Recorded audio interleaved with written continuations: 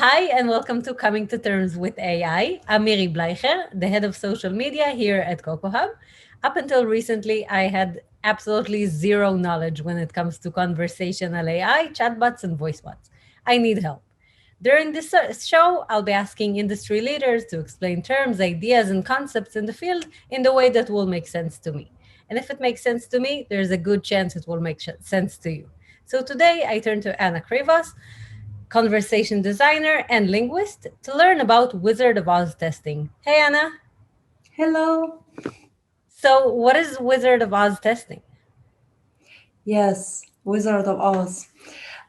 It's a good method to test the early concept of your product or a non-existent technology and see how people will interact with it.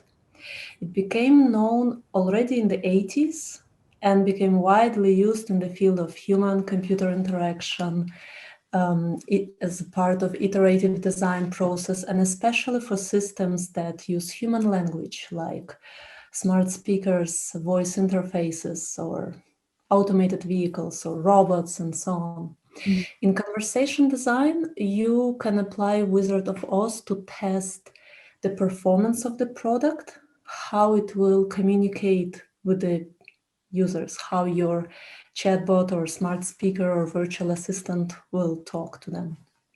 The name Wizard of Oz comes from a novel by Frank Baum, Mhm. from a fictional character there.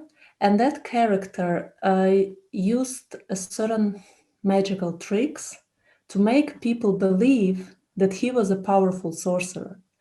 But in fact, it was an ordinary person behind the curtain. And likewise, with the computer system, researchers try to simulate some part or all part of the system functionality and make the users believe that the system acts autonomously. And it helps researchers to analyze, to test the early concept of the product, to see how people might interact with it. What could be the potential roadblocks? Where errors in understanding might occur, and so on. This method is very handy and cheap to prove the concept to the stakeholders because you don't need to build it, Mhm. not even build the full prototype. You can focus on one feature or just a very simple part. There are different ways of running the study. First, you can simulate some function of the system and observe how the user interacts. Or you can simulate all functions of the system if it's a very, very early concept. Yeah. In both ways, you use a human-centric model because the human user is in the focus. Mhm. But it could also be that the technology itself is in the focus and the users are simulated. But that would be more a case for something like cognitive robotics or machine learning studies. In conversation design, you normally focus on the human and you want to see how humans will communicate with your product. For example, you can use Wizard of Oz to test your dialogue to see how people would talk to the agent, whether they will follow the path that you designed, um, if they want to change topics, to repeat, to comment, to say something very different than you expected. It can also, this method can also show how your conversational agent can successfully guide people along a certain path, Mhm. or how, what would be the best way to shape the dialogue with the users. So you need several people for the study. Mhm. First would be the wizard, who will fully focus on the interaction with the user, will be listening to the user requests or reading the user's requests and replying by words or by actions, by clicking buttons, and so on. Then you need an observer who Mhm. will be observing the interaction with the user, observing the user's behavior, and taking notes. And then you need like the same person or another person can interview the user afterwards, Mm-hmm. or it could be an online based interview. Ideally, a designer shouldn't be one of those people because the Mm-hmm. designer's views and ideas, knowledge of the product might interfere with evaluation and observations. So, a user researcher would be a good choice for the observer role, and the wizard should be as impartial as possible to Mm-hmm. the given product and design. And the wizard's actions should imitate the actual technology, Mm-hmm. because what we need to test is how people will interact with the certain thing that we are simulating. And this simulation should become an actual feature in the final product, Mm-hmm. according to our design.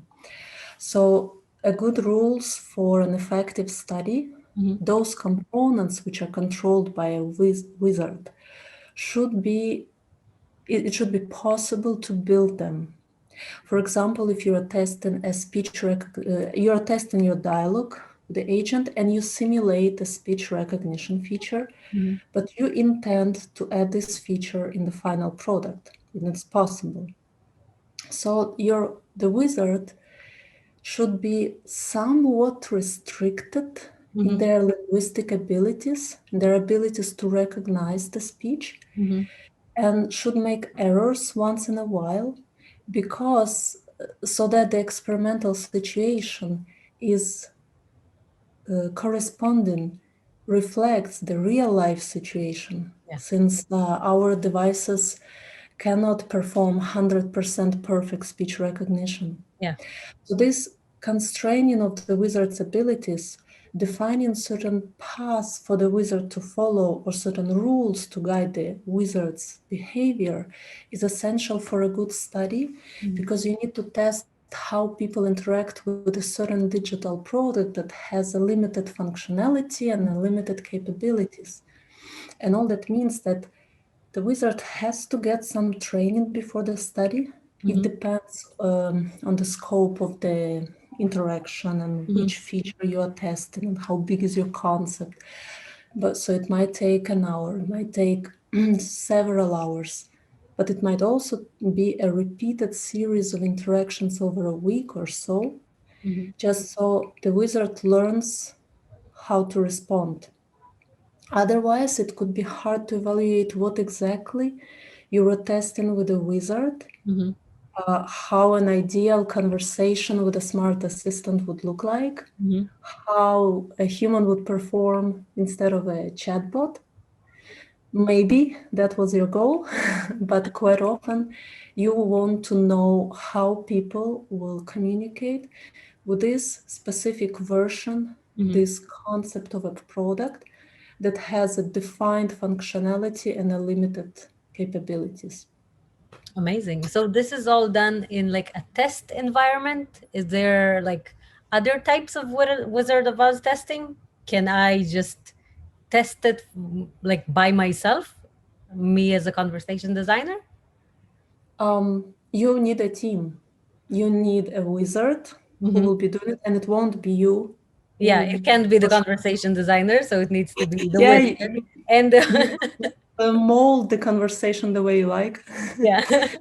So, and then you need someone to observe it, and you need some people to test it on. It could be, of course, could be a lab Hmm. setting, could also be a real life. Maybe you come with your device, which is your Hmm. phone or a smart speaker on the street, and ask people to talk to it. Hmm. And while they talk to it, there is someone else hidden behind, I don't know, whatever, behind the tree. some, some curtain and a speaker and Yeah. In the lab settings, there's normally participants in one room and wizards are sitting in the other room and with watch through the yeah. camera. So there is a variety of options. And yeah, it also differs how people do this testing for conversational agents, for web interfaces, or for robots. Yeah. Wow, Yeah. amazing. So basically, it's a way to simulate what the in conversational AI, what the bot, the chatbot will say or do, but test it in a very specific way with the wizard and the observer and the way to analyze all these abilities. Yeah. And I also want to add that Mm-hmm. this technique, it involves a certain deception of the user. Mm-hmm. And some scientists call it a Turing deception Mm-hmm. because the user doesn't know with whom they interact, with a human or with a machine. Oh, And some participants might feel afterward, might feel depressed or what, frustrated yeah. or embarrassed afterwards. Mm-hmm. So it creates a certain ethical problem Mm-hmm. that you as a designer need to consider when you run such a study and how to explain it afterwards to the users. Because on the whole, Wizard of Oz is a deception of a user by simulating some functionality of the system to test how a user will interact with this system. So there's some ethical issue here. Yeah, it depends on the scale what you are Mm-hmm. testing, but I think especially it's relevant for academic scientific studies, but also as a designer that wants to test a speaker, a chatbot on the street, you need to kind of be aware of Yeah. Wow, things. amazing. That's super interesting, and I really like the explanation. Thank you for your time, Welcome. and you guys out there, thank you, and I'll see